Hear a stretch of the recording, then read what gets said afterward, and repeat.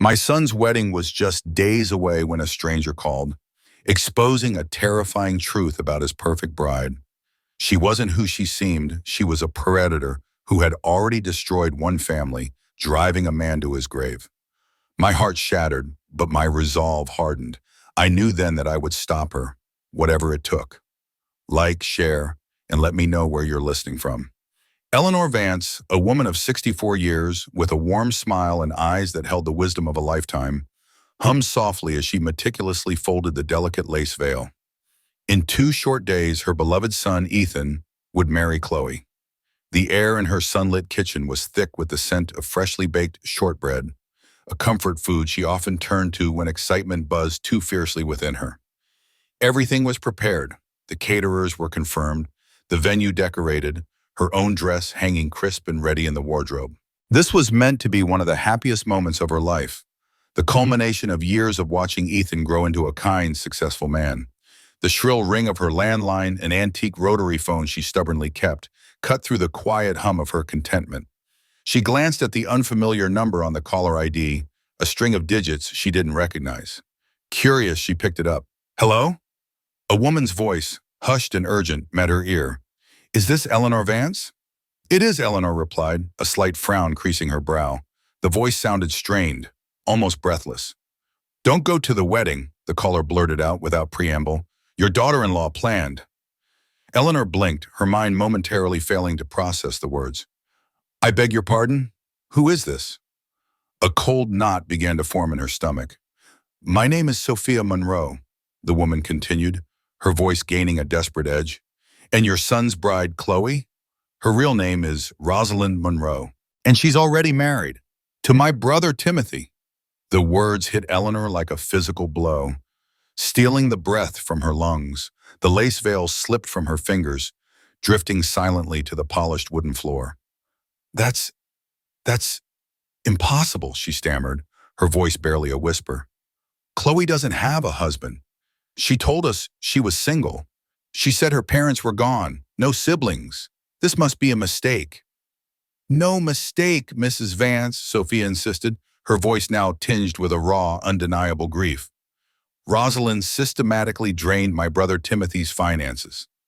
She took everything, his house, his business shares, bank accounts, every penny."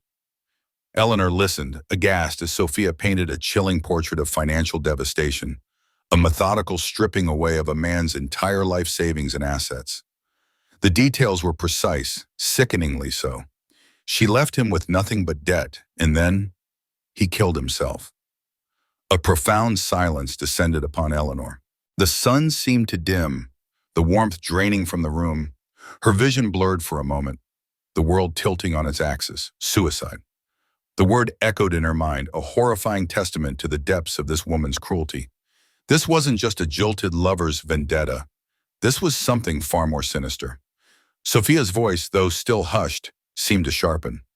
"Rosalind has a pattern, Mrs. Vance. She isolates her victims from their families, makes them believe they only have her. Timothy stopped returning my calls, pulling away from all of us in his last months. I see the same thing happening with Ethan." Eleanor felt a fresh stab of fear. Sophia's words struck an unsettling chord. Ethan had indeed become more distant lately. He'd spend less time with her, often canceling their weekly dinners, always with a vague excuse about Chloe needing him or a new project they were working on together. Eleanor had dismissed it as the natural progression of a new, intense relationship, but now a creeping dread settled over her. Was Chloe truly pulling him away? "Why are you telling me this now?" Eleanor managed to ask, her voice hoarse. "Why haven't you gone to the police?" "I tried," Sophia confessed, her voice thick with frustration. "But Rosalind is cunning. She's meticulous. She covered her tracks so well. The police said it was hard to prove bigamy without solid, undeniable proof that she was still legally married when she applied for her new license, or that she deliberately defrauded him. All the financial transfers looked legitimate on paper, signed by Timothy. They said without clear evidence, it would be a long, drawn-out battle, and even then, I might not win. She knew how to make it look like he simply gave her everything out of love before he died." But I have proof, Mrs. Vance, Sophia continued, her voice firm with resolve. I have copies of their marriage certificate, photos of them together, bank records showing the systematic transfers. I just need someone to help me expose her, someone who can get through to Ethan. Eleanor's mind reeled. Timothy, a man she'd never known, whose life had been systematically dismantled, ending in tragedy. Her son, Ethan, standing on the precipice of the same fate. The enormity of the situation pressed down on her, suffocating. I can't just give this proof over the phone, Sophia said. It's too risky. Rosalind has eyes everywhere. We need to meet. Tomorrow night, Riverside Park, 10 o'clock p.m. And you must come alone. No one can know about this, not yet. Eleanor hesitated. Meeting a stranger in a dark park late at night alone felt dangerous. But the alternative, letting Ethan walk blindly into a trap that could destroy his life, was unthinkable. All right, she said, her voice trembling but firm. I'll be there. After Sophia hung up, the silence in Eleanor's kitchen was deafening, amplified by the frantic beating of her own heart. She sank onto a kitchen chair, her hands shaking. Chloe, so charming, so beautiful, so perfect. Eleanor thought back to their first meeting, nearly a year ago. Chloe had arrived at her door with Ethan, a radiant smile on her face, a thoughtful bouquet of Eleanor's favorite lilies in her hand. Her background had always been vague. She'd mentioned growing up in different places, her accent coming and going, sometimes a hint of the South, sometimes something softer, less defined. Her parents, she'd said, were both gone. No siblings, no close friends she ever spoke of, just a few distant acquaintances from her travels. Eleanor had dismissed these anomalies as part of Chloe's alluring, free-spirited nature. She had seemed so genuinely devoted to Ethan, so eager to please Eleanor. Too perfect, perhaps. That nagging thought, dismissed so easily then, now screamed through her mind. A cold dread seeped into Eleanor's bones. The picture Sophia painted was horrifying, yet terrifyingly plausible. Chloe had integrated herself seamlessly into Ethan's life, into their family. She had charmed everyone. Eleanor had dismissed every subtle red flag, every small inconsistency, blinded by her desire for her son's happiness. Sleep was an impossibility that night. Eleanor tossed and turned, the ghostly image of Timothy Monroe haunting her thoughts. She imagined his despair, his isolation, his ultimate surrender. She couldn't let that happen to Ethan. She had to uncover the truth. No matter how painful, no matter the risk, she had to save her son. The morning light, usually a comforting presence in Eleanor's kitchen, felt harsh and unforgiving. She forced herself through the motions of making coffee, each clatter of a mug against the counter echoing the frantic rhythm of her heart. Today, the day before Ethan's wedding, was supposed to be a joyous blur of last-minute preparations. Instead, it felt like a countdown to disaster. The words from Sophia Monroe still rang in her ears, a terrifying mantra of deceit and tragedy. She had to act normal, pretend that everything was fine. But the dread was a palpable weight in her chest. Just as she was trying to swallow a piece of toast, her phone rang. It was Ethan. His voice, usually so bright and full of life, sounded strained, almost weary. "Mom, are you awake?" "Of course, honey, just having my coffee," Eleanor said, trying to infuse her voice with her usual cheer. "Listen, Romy's been pretty overwhelmed with all the last-minute details," Ethan began, his tone apologetic.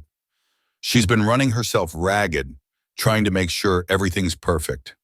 Do you think you could do us a huge favor?"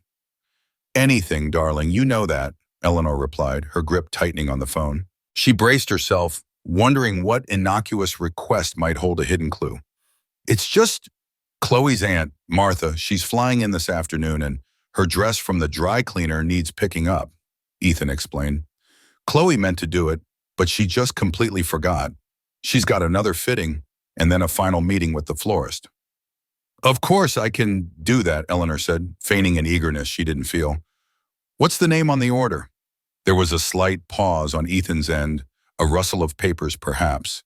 Then Chloe's voice, sweet and melodic, drifted from the background. "Tell her it's under Morrison. Rachel Morrison." Eleanor's blood ran cold. Rachel Morrison. The name Sophia had mentioned just last night. A name she'd dismissed in the shock of the moment, but now, spoken so casually by Chloe, it ignited a chilling realization. This was it. This was Rosalind Monroe's real name. The phone felt like ice in her hand. Rachel Morrison, Eleanor repeated, trying to keep her voice even. Got it? I'll head out now. Thanks, Mom. You're a lifesaver, Ethan said, sounding genuinely relieved. I'll call you later. Eleanor hung up, her mind racing. This was no coincidence. This was the first thread, pulled directly from Chloe's own mouth, that could unravel the entire tapestry of lies. She grabbed her purse and keys, a new sense of urgency propelling her out the door. The dry cleaner was bustling, but Eleanor found herself moving with a determined focus. When it was her turn, she approached the counter. I'm here to pick up an order for Rachel Morrison, she stated, her voice steady despite the tremor in her hands. The young clerk tapped on his computer. Morrison, Rachel, yes, here it is. One lavender gown? That's the one, Eleanor confirmed, her eyes scanning the details on the screen. The name Rachel Morrison glowed indisputably. As the clerk retrieved the dress, Eleanor casually glanced at the receipt he printed. Her heart hammered against her ribs. The order had been placed 6 months ago and paid with a credit card in Rachel Morrison's name. 6 months ago, Chloe had been living with Ethan for about 3 months.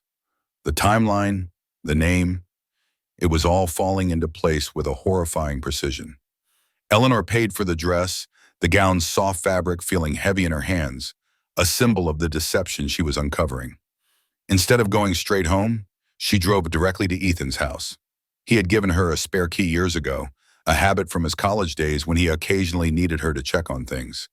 Parking a block away, she walked up the familiar path, her mind awash with conflicting emotions. Guilt for invading her son's privacy warred with a fierce maternal instinct to protect him from a danger he couldn't see. Inside, the house felt subtly different.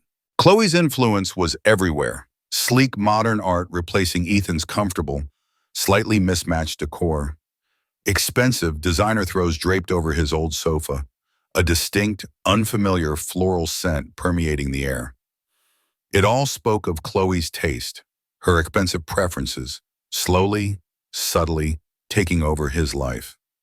Eleanor moved through the house with a sense of purpose, heading for the guest bedroom, which Chloe had claimed as her dressing room and office. It was less likely to be disturbed. Her eyes scanned the room, searching for anything out of place, anything hidden. In the bottom drawer of a neglected antique dresser, tucked beneath a stack of old linens, she found it, a thick manila folder, heavy with contents. Her hands trembled as she pulled it open. What lay inside confirmed her darkest fears, shattering any lingering hope that Sophia had been mistaken. The first document was a marriage certificate, Rachel Morrison and Timothy Monroe, Fulton County, Georgia. Dated 3 years ago, Eleanor's breath hitched. 3 years, not just a distant past, but recent enough to still be legally binding. Next were bank statements, hundreds of thousands of dollars transferred from Timothy Monroe's accounts to Rachel Morrison's over a period of 18 months. Large sums methodically withdrawn until his accounts were almost empty. Then, property deeds. Timothy Monroe's sprawling suburban home, a lake house, and shares in his successful landscaping business, all transferred into Rachel Morrison's name, not weeks, but months before their separation, which Sophia had called it, before his death. And then, the most chilling document of all, Timothy Monroe's death certificate. Cause of death, overdose, suicide, dated just 8 months ago. A cold, hard confirmation of Sophia's horrifying account. This woman, this Chloe, had systematically ruined a man's life, then stood by as he ended and only to seamlessly move on to her next victim. Eleanor's eyes welled with tears, but she quickly blinked them back, her resolve hardening. This was for Ethan. She needed undeniable proof. Using her phone, she photographed every single document, zooming in on dates, names, account numbers. Her stomach dropped when she saw the next set of papers. These were recent, and they bore Ethan's name. Mortgage refinancing documents, with Rachel Morrison listed as a co-owner, her name already tied to his most valuable asset. Joint bank account statements, showing significant sums, likely Ethan's savings, now accessible to her. And worst of all, life insurance policies, several of them, with Ethan as the insured and Rachel Morrison as the sole beneficiary. The calculated, systematic destruction of her son's financial life was unfolding right before her eyes, an almost identical blueprint to Timothy Monroe's fate. Chloe wasn't just planning a wedding, she was planning a financial assassination. The realization was sickening. Eleanor knew with absolute certainty that she was looking at the cold, hard evidence of a predator. Eleanor's fingers fumbled, stuffing the manila folder back into its hiding place just as she heard the unmistakable sound of Chloe's car crunching on the gravel driveway. Her heart leaped into her throat. Adrenaline surged through her veins, a cold current of fear and urgency. She quickly smoothed down the linen stack, trying to erase any sign of her intrusion, then stood, forcing her breathing to regulate.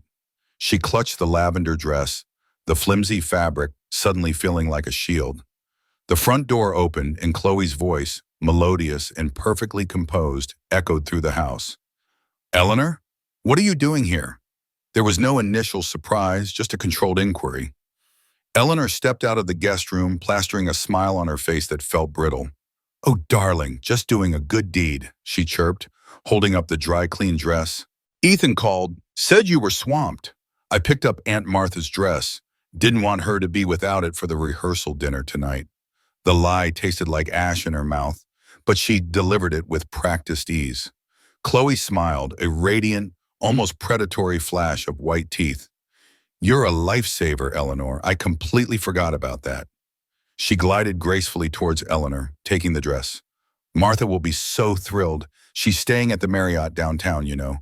Such a sweet woman." Aunt Martha, another fabrication. Eleanor had been careful to use Martha's name, knowing Chloe had given her actual aunt's name as Rachel Morrison. It was a subtle test, and Chloe, without missing a beat, had spun another layer of deceit. The Marriott downtown. Eleanor filed that detail away, though she knew there was no Aunt Martha connected to Rachel Morrison. As Chloe hung the dress carefully on a hanger near the living room entrance, Eleanor's eyes scanned the open-plan living space. Her gaze snagged on the kitchen counter. There, among wedding planning notebooks and stray receipts, lay a large envelope, its contents partially visible. A life insurance policy. Ethan's name was boldly printed as the insured, and beneath it, a sum. A very, very large sum. Her stomach lurched. The sheer audacity of it, left out in plain sight, was staggering. It wasn't a secret, not to Chloe. Chloe turned, her eyes, usually warm and sparkling, barrowed almost imperceptibly as they fixed on Eleanor's face. "Eleanor." Chloe's voice had an edge now, a subtle shift in tone that sent shivers down Eleanor's spine. "Are you feeling all right? You look pale." Eleanor forced another smile, hoping it didn't look as sickly as it felt.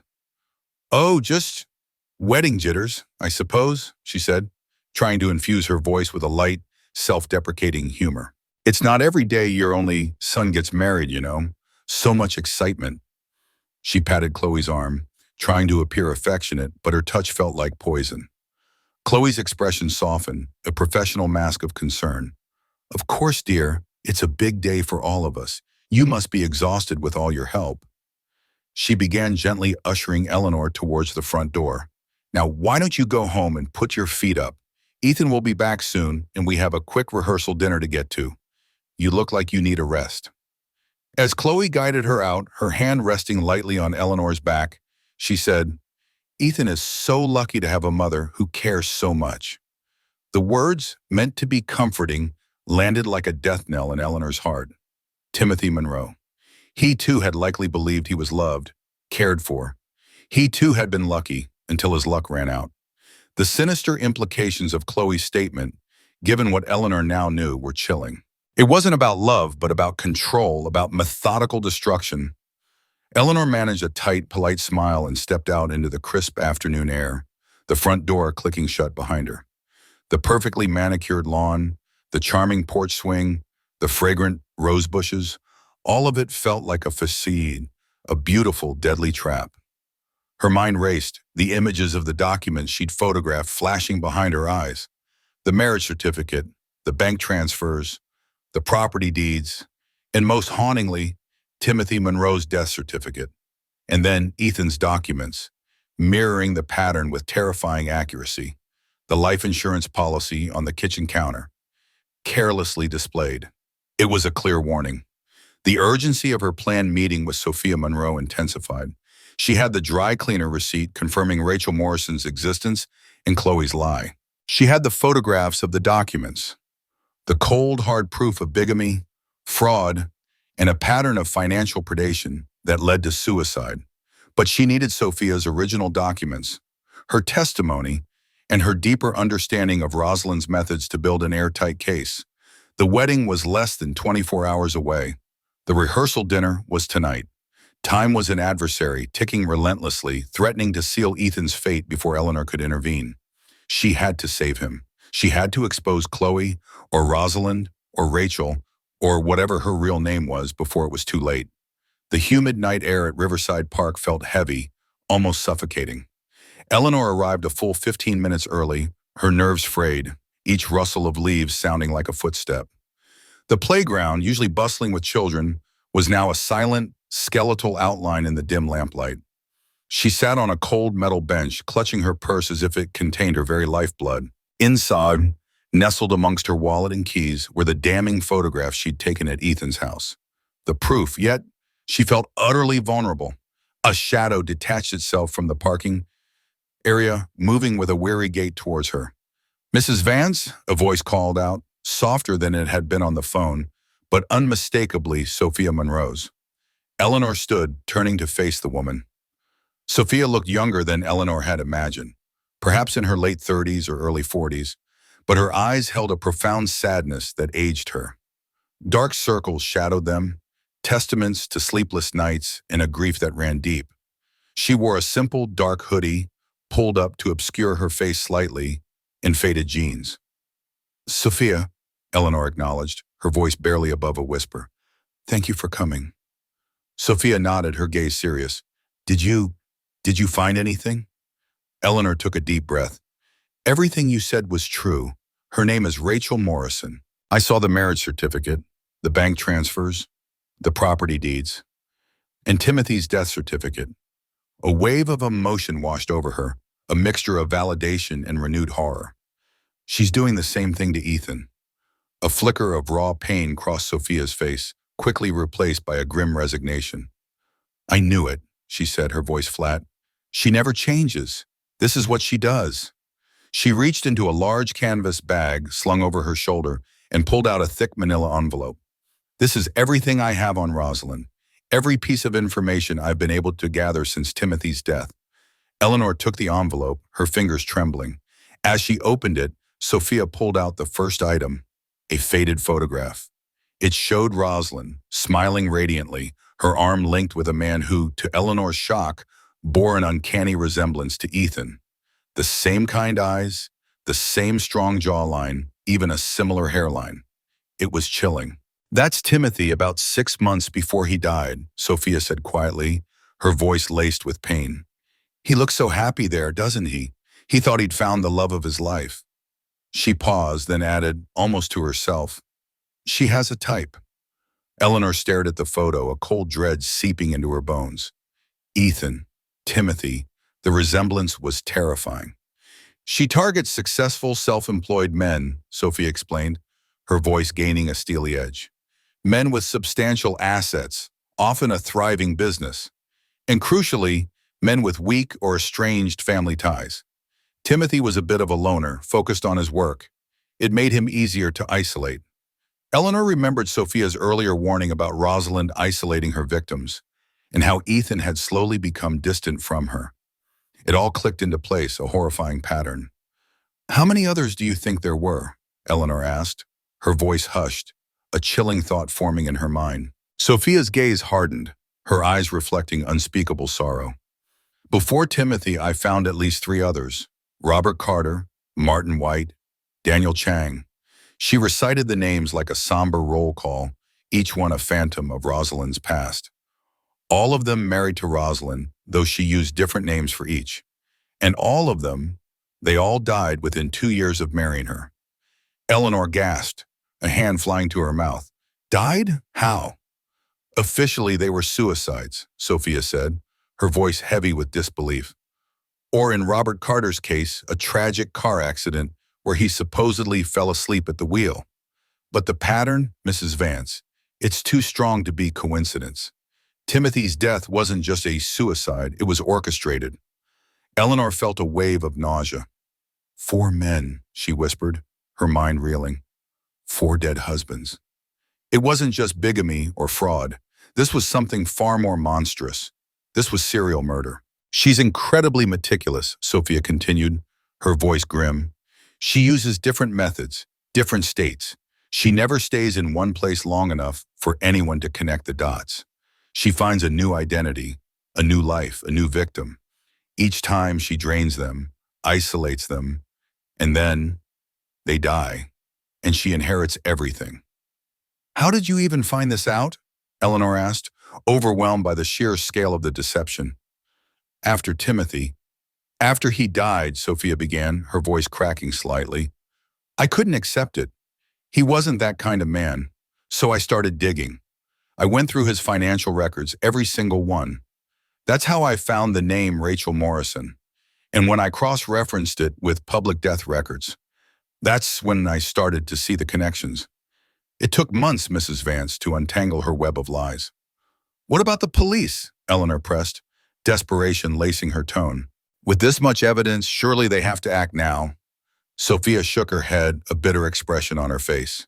I tried, multiple times, but she plans every move. Each marriage happened in a different jurisdiction. The deaths were ruled natural or suicide, carefully closed cases. She always has an alibi, always a plausible explanation for every financial transaction. Without a living witness or an ironclad confession, they just see a grieving widow inheriting her husband's estate. And in Timothy's case, all the documents he signed were real, legally binding. It's incredibly frustrating. But now you have a son to protect, and I have all this proof. We have to do this ourselves. The weight of Sophia's words settled over Eleanor, a chilling understanding of the formidable enemy they faced. The wedding was tomorrow. Time was almost gone. If you're finding this story as unbelievable as I did, hit that like button, share it with a friend, and subscribe so you don't miss a single part of what happens next. You won't believe how deep this rabbit hole goes. The thick manila envelope Sophia handed her was a chilling testament to a life meticulously constructed on deceit. Under the dim park lamplight, Eleanor began to sift through the contents. Her hands steady now, fueled by a terrifying clarity. Each document was a punch to the gut. Here were bank statements mirroring what she'd seen at Ethan's house, showing the systematic draining of accounts, not just Timothy's, but those of Robert Carter, Martin White, and Daniel Chang too. Property transfers signed weeks before each man's death, ensuring Chloe, or Rosalind, or Rachel, was the sole owner. And worst of all, life insurance policies, making her the beneficiary for millions of dollars, all obtained shortly after their marriages. Eleanor paused, a sudden realization striking her. Chloe always said she was a teacher, but I never saw her bring home papers or talk about students. It was always vague. Sophia gave a bitter laugh. A teacher? That's a new one. For Timothy, she was a travel consultant. For Robert, an event planner. The truth is, she's not a teacher. She works as a traveling pharmaceutical sales representative. Eleanor's eyes widened. A pharmaceutical rep? Precisely, Sophia confirmed, her voice grim. It provides her with the perfect cover for constant travel, for moving between states without raising suspicion. More importantly, it gives her access to a wide array of medications, the kind that can be used to stage an accidental overdose. A cold spike of fear lanced through Eleanor. She thought of Ethan's old back injury, the pain medication he occasionally took. Ethan takes medication for his back, she blurted out, her voice laced with panic. Strong painkillers sometimes, when it flares up. Sophia's face darkened further. Timothy was on similar medication for chronic pain after an old sports injury. It's very easy to make an accidental overdose look intentional, especially if the victim is already known to take those drugs. A slight increase in dosage mixed with something else, or just a strategically timed moment of extreme stress. Her voice trailed off, leaving the horrifying implication hanging in the air. Eleanor felt a wave of nausea. This wasn't just about money. It was about murder, disguised as suicide or accident. But the bigamy, Eleanor stammered, clinging to a last shred of hope. If we can prove she's already married to Timothy, we can stop the wedding. That has to be enough to make Ethan see, to get the police involved. Sophia sighed, a sound of profound weariness. The wedding, Mrs. Vance, is just the final flourish. Rosalind doesn't usually wait until marriage to secure the bulk of her victims' assets. She does it through emotional manipulation, making them feel like heroes, creating fake emergencies that induce financial transfers before anyone else can interfere. Sophia pulled another folder from her bag, thinner this time, but equally damning. I looked into Ethan's public records after our call. Within 6 months of meeting her, he transferred his house into joint ownership with Chloe Monroe, which we now know is Rachel Morrison. He changed the beneficiaries on his life insurance policies, his retirement accounts, his business agreements, all to her. She even convinced him to take out a second mortgage on his house, citing a sudden medical emergency for a distant relative that only she could help with. Eleanor remembered. Ethan had mentioned a brief stressful period where Chloe had a family crisis that required a substantial amount of money. He'd been vague about the details, only saying he was happy to help her. Eleanor had dismissed it as a generous gesture. Now she understood it was a calculated manipulation. Sick relatives who need money, legal problems that require a co-signer, Sophia elaborated, as if reading Eleanor's mind. She invents these crises, preys on their good nature, their desire to protect her. And each time they sign over more and more, convinced they're saving her or helping a loved one. So the wedding, it's just a formality? Eleanor whispered, the full horror of Chloe's plot cementing in her mind. It's the final step, Sophia confirmed. After marriage, everything else she hasn't already secured becomes hers automatically in most states, in the event of a spouse's death. It simplifies the inheritance process, removes any potential challenges from family. It makes her the undisputed heir. A chilling thought pierced through Eleanor's despair. If she has most of his assets already, she said, her voice trembling, does that mean, is she planning to kill Ethan soon after the wedding? Like Timothy? Sophia's gaze was grave. Timothy's overdose happened 6 weeks after their wedding. It was just enough time for everything to be legally settled, for her to be seen as the grieving widow. Ethan is in immediate danger, Mrs. Vance. We don't just need proof of bigamy and fraud. We need something irrefutable, something that connects her directly to the intent of murder. She paused, then reached back into her bag, pulling out a small metallic object, a digital recorder. I've been trying to get something, anything, directly linking her to her crimes. It's been impossible. But last week I managed to plant this in her apartment when she was out. I had a feeling she was close to the end game with Ethan. She had a long call with someone, an accomplice, I suspect. She referred to him as her partner in progress. She was discussing Ethan's timeline.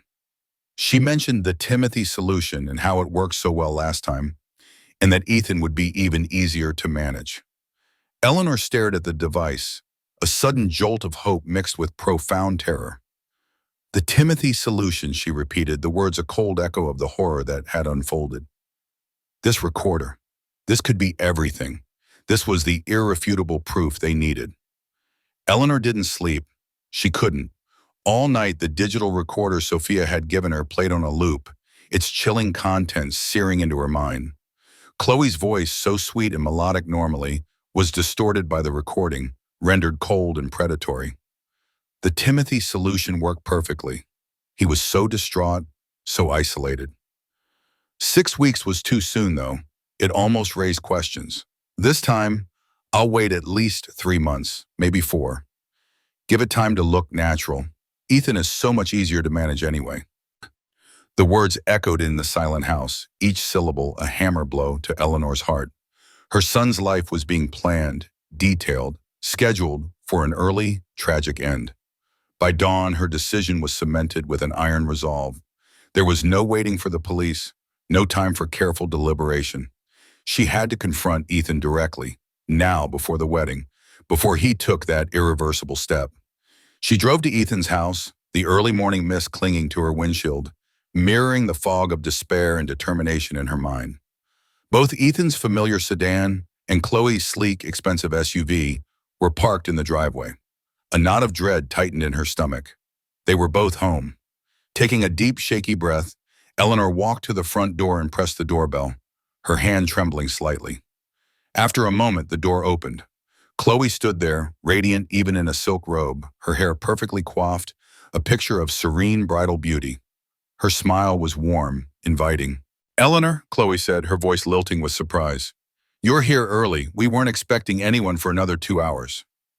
Her eyes, however, held a flicker of something unreadable, a fleeting sharpness that Eleanor now recognized as calculation. "I need to talk to Ethan," Eleanor stated, cutting straight to the point, her voice firm despite the tremor in her heart. "It's important." Chloe's smile didn't waver, though her eyes seemed to narrow. "Of course, dear. He's just finishing up in the shower. Come in." She stepped aside, leading Eleanor into the elegantly furnished living room. "Wedding day nerves, I bet," Chloe remarked, her tone sweet, but her gaze was a shrewd assessment. "It's so sweet how much you care about him." The words, so similar to her parting shot yesterday, now felt like a veiled threat. Just then, Ethan appeared at the top of the stairs, a towel wrapped around his waist, a wide, happy grin on his face. "Mom, what a surprise!"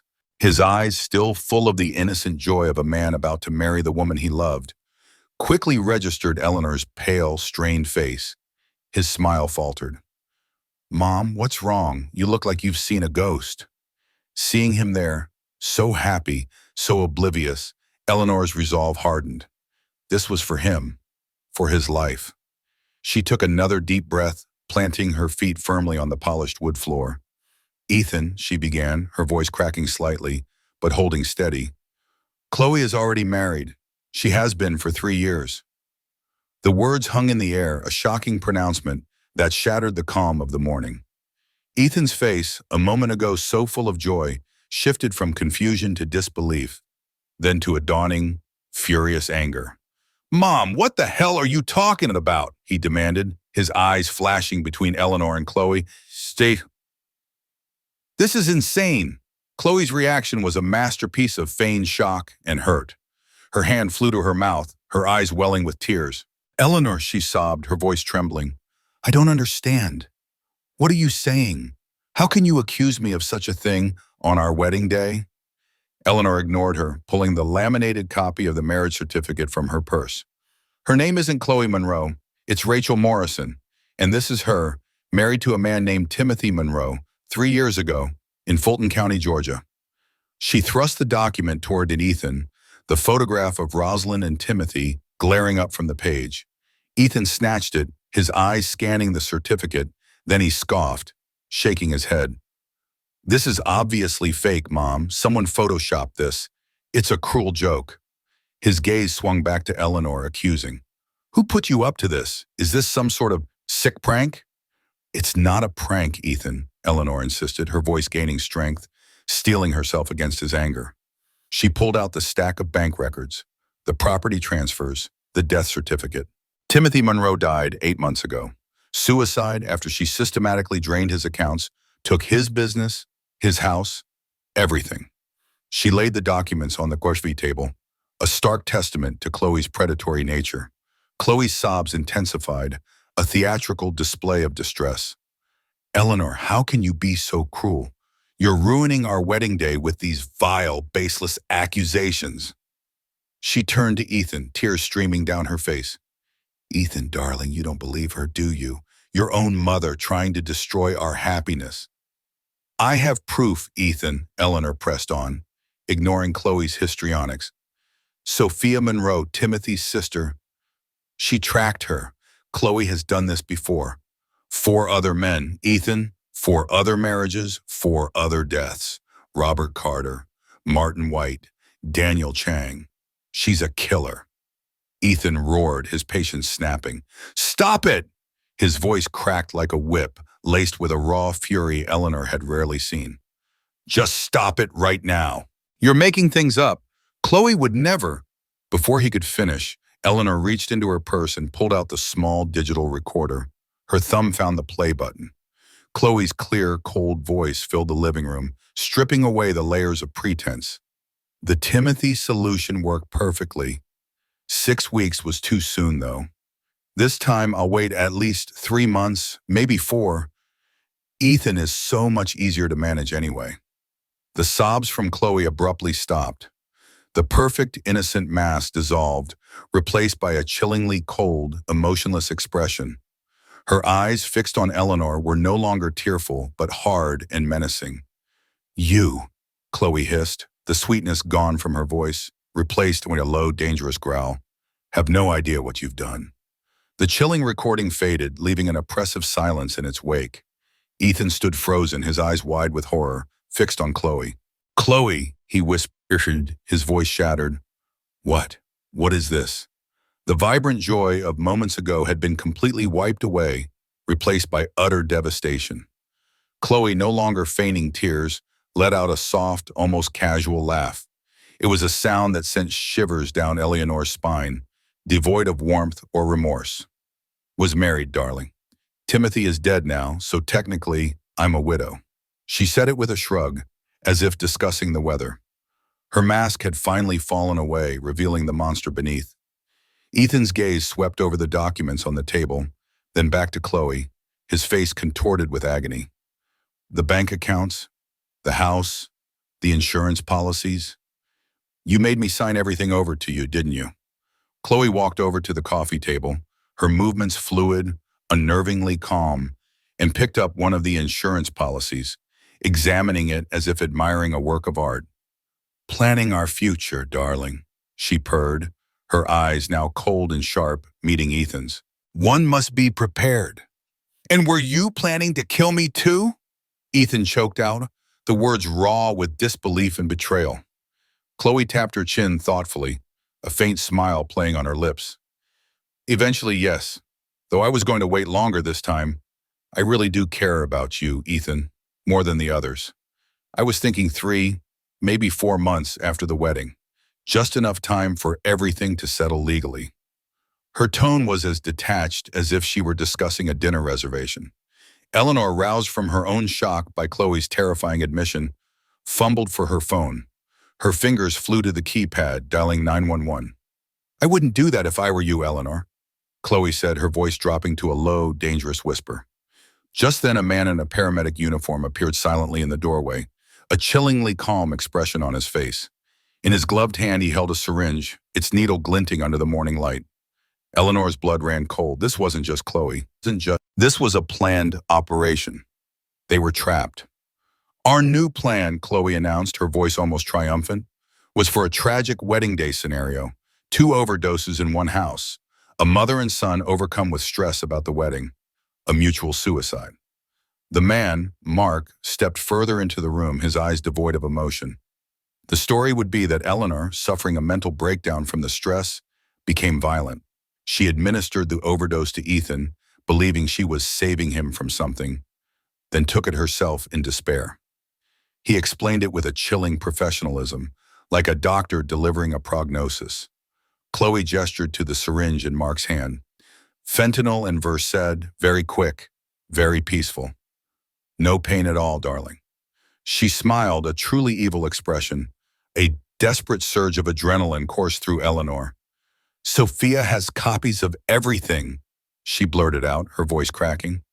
She'll go to the police if anything happens to us. Chloe tilted her head, a hint of amusement in her cold eyes. Sophia Monroe? She asked, as if musing over a distant memory. Oh, she died in a car accident 3 days ago. Tragic timing, really. Apparently she swerved to avoid a deer. What are the odds? Ethan gasped, the realization hitting him like a physical blow. You killed Sophia too? Chloe's smile widened. Mark handled them. He's very good with us. She nodded towards the accomplice, who was now steadily advancing towards an Ethan, the syringe held aloft. With a primal scream, Eleanor launched herself at the coffee table, grabbing her phone, which had slipped from her trembling hand during the revelation. Her thumb found the green call button and her ear pressed to the receiver. Help! Please help us! She shrieked into the phone, her eyes fixed on Mark. 23 Maple Drive. They're trying to kill us. Rachel Morrison is a murderer. Before Mark could reach Ethan, her son, fueled by an incandescent rage and terror, lunged. He tackled Mark with all his strength, a guttural yell erupting from his throat. The 2 men crashed into an antique cabinet, sending vases and china shattering to the floor. The syringe flew from Mark's grasp, skittering across the polished wood, coming to rest near Eleanor's feet. "Police are on their way," Eleanor screamed into the phone, hearing the distant wail of sirens growing louder. "They're here now, hurry!" Chloe's serene facade finally cracked, her face contorted into a mask of pure, unadulterated fury. She snatched a large carving knife from a block on the kitchen counter, her eyes blazing with murderous intent. "You," she shrieked, her voice raw with unhinged rage, pointing the knife at Eleanor. "You ruined everything. 30 years of planning. My perfect life." Ethan, holding Mark down with a desperate strength, looked up at Chloe, his face pale but his eyes burning with a new, terrifying clarity. 30 years, he demanded, pushing Mark's face into the floor. "How long have you been doing this?" Chloe laughed, a chilling, guttural sound. "Since I was 18, Richard Caldwell was my first. Such a simpleton. I got better after that, so much better." She brandished the knife, her eyes gleaming with madness. 12 perfect murders, across 15 states, millions of dollars in assets. And you old biddy, you had to ruin it all. Just as Chloe lunged toward Eleanor, the front door burst open, splintering against the wall. Police officers, weapons drawn, swarmed into the living room, their shouts filling the air. "Police, drop the weapon!" Chloe froze, caught mid-lunge, her knife still raised, her face a picture of maniacal rage. She stared at Eleanor, her eyes burning with an unholy fire, even as officers tackled her, wresting the knife from her grasp. She was cuffed, still glaring. "You have no idea what you've cost me," she snarled, the words dripping with venom. Eleanor, breathless but alive, looked back at the woman who had almost destroyed her family. "I know exactly what I've cost you," she replied, her voice steady now, resolute. "My son's life." Mark, attempting to scramble away through the shattered door, was quickly apprehended by another officer. The room, once a scene of elegant calm, was now a maelstrom of flashing lights, shouting, and the heavy presence of justice finally arriving. The aftermath was a blur of flashing lights, frantic questions, and the chilling silence that falls when a profound evil is finally apprehended. Eleanor and Ethan stood amidst the debris of the ruined wedding day, the shattered china and overturned furniture, stark reminders of the violence that had almost claimed their lives. Relief washed over Eleanor, so potent it threatened to buckle her knees, but it was interwoven with a profound, bone-deep weariness. Detective Harris, a calm, seasoned officer, took their statements. He explained the monumental scope of the case. "This could be one of the largest serial murder cases in recent history," he stated, his voice grave. "Her reach, her meticulous planning across multiple states, it's unprecedented." He assured Ethan that his assets, fraudulently obtained by Chloe or Rosalind, or Rachel or whatever alias she adopted, would likely be recovered through legal proceedings given the overwhelming evidence. That evening, after the initial chaos subsided, Ethan sat with Eleanor in her quiet living room. He looked utterly drained, his eyes hollow. "Mom," he began, his voice hoarse, "I owe you an apology. For not listening, for doubting you. You weren't trying to ruin my life. You were trying to save it." Eleanor reached out, taking his hand, her heart aching for her son's pain. "You don't owe me anything, darling. You're my son.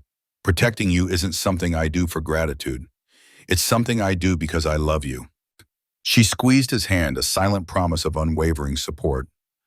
The truth was, she knew his anger was a shield, a natural reaction to such a shattering betrayal. It was a testament to his good nature, his inability to comprehend such malice. As the days turned into weeks, Eleanor often thought of Sophia Monroe. It was pure luck, she realized, that Sophia had found her number, that she had decided to make that desperate, anonymous call.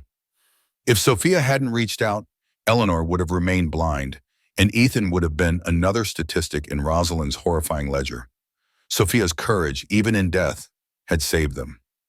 6 months later, Eleanor and Ethan sat together in a federal courthouse, the air thick with tension and the quiet murmurs of bereaved families. They were there for the sentencing of Rosalind Sterling, the woman they had known as Chloe. Rachel Stevens, her most recent alias, was another in a long list. The judge's voice was stern, unwavering, as he delivered the verdict. Life in prison, without the possibility of parole, for 12 counts of first-degree murder, conspiracy, multiple counts of grand fraud, and bigamy.